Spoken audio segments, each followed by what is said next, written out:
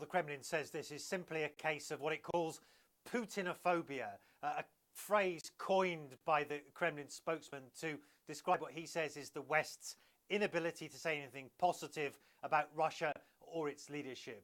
The Kremlin spokesman saying that these reports were specifically designed to target Vladimir Putin with the intention of undermining the Russian leader ahead of parliamentary elections, which are scheduled to be held in Russia later this year, in September, in fact.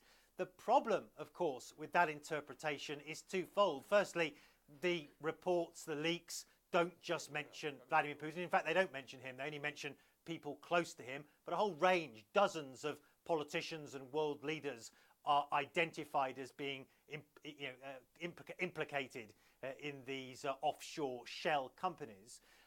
That's the first problem. So it's not specifically about Russia. Secondly, the impact that this is going to have politically on Vladimir Putin's election chances, or his party's election chances in September, are likely to be negligible, not least because the Russian public have become somewhat immune to the allegations that have been almost constantly circling the Kremlin and the inner circle of Vladimir Putin about corruption. They've heard it all before, and it doesn't seem to have in the past dented Vladimir Putin's popularity. It still stands at somewhere like 85%, and there's no indication so far that these latest allegations are going to be any different.